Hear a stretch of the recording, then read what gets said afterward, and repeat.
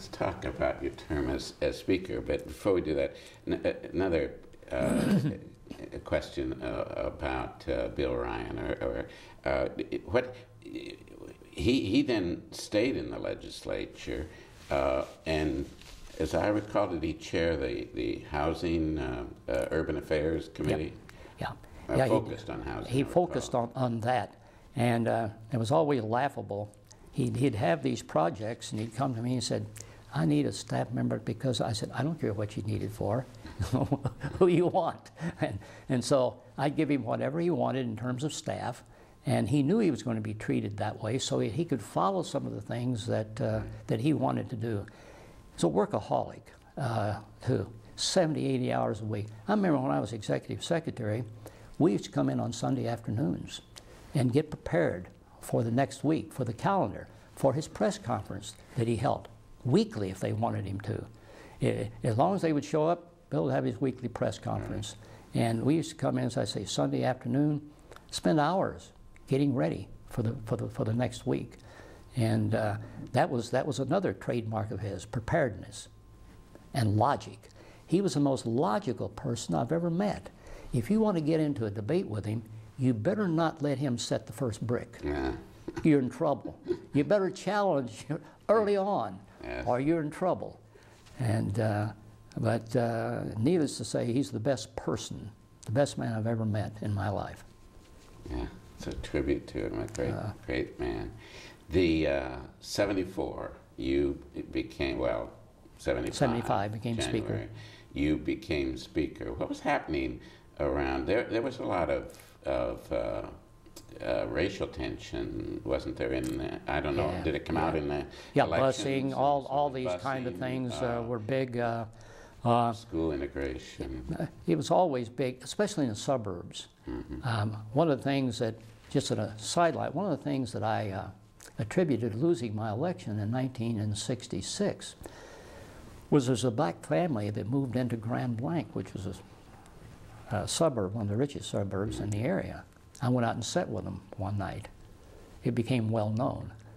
I lost a lot of votes in that area because of that, and it might have cost my party the majority the next year because of it.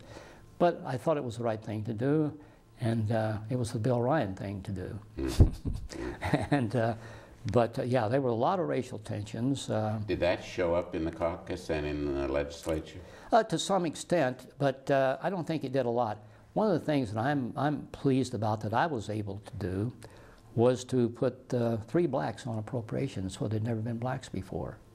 Joe Young Sr., Morris Hood, Earl Nelson, all, and we had several black chairmen of committees and so forth. And I continued to do what Bill Ryan had started, and that was to break the precedent of seniority in appointments to appropriations and other things.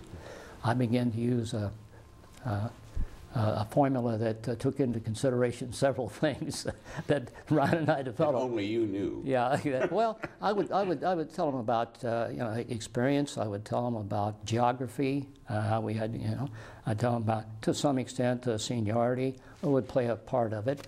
We had 4 or 5 points that I would use. What it came down to is I'd made up my mind who I wanted to appoint, and then I'd applied the formula, and it, pretty soon they began to say, "Geez, we don't know who, what's going on here." Yeah. And one of the things too is during my time as speaker, we had people begin to come into the legislature, like for instance David Hollister, Mary Brown, Jeff Padden, Lynn Jondal, David Bonnier, known to some as the Kitty Caucus. Yes. This was one of the things that played a very important role. Many people don't know the kind of role that the Kitty Caucus played. The new members of the legislature began to want to open things up a little more, especially appropriations.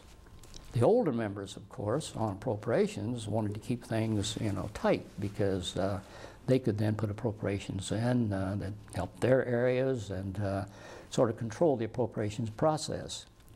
Brian and I had discussed this several times and said, we've got to do something about it.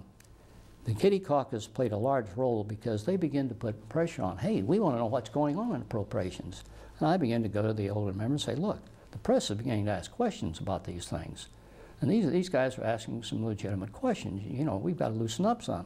Oh, yeah, but they want to take over. That was, you know, the thing. I said, no, they just want information. They want to know what's going on. The upshot was that when it was all over, the caucus held a caucus for each appropriation bills. Everybody came. The members of the subcommittee in charge of that appropriation explained it and answered questions about it.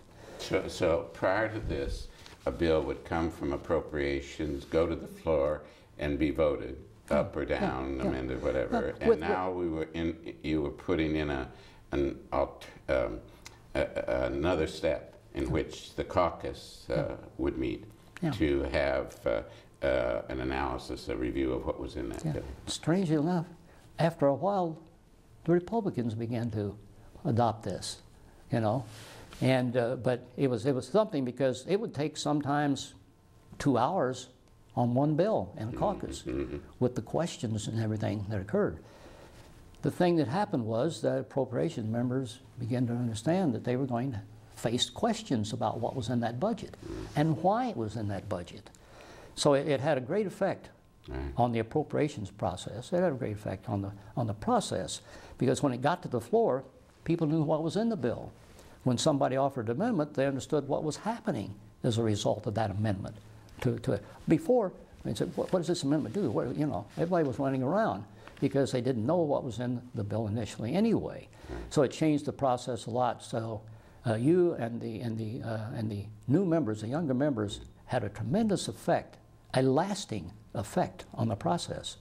There was some, speaking of openness, that was an era where major freedom of information, open meetings, those kinds of legislative proposals became law as well, right? Yes, it did. Yeah, they did.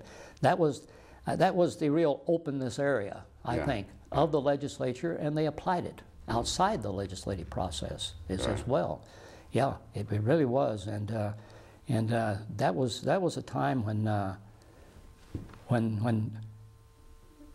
I got along well with Bill Milliken. Let's talk about him a Bill little bit. Milliken, the Republican governor. The Republican governor. He was there the whole 14 years that I was there. He was governor.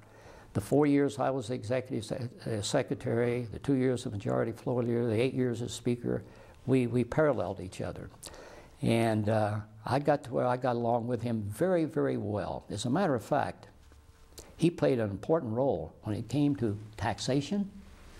We had a system developed under Ryan, and when I was majority floor leader, if a tax vote came up, Republicans had to furnish part of the votes, and the leadership had to vote for the taxes as well. Governor Milliken played a role in urging them to be a part of that system. And when my people were on the floor pushing for the vote, Bill Milliken's people were on the floor pushing for the vote as well. And this was a time when I developed a great respect for Bill Milliken.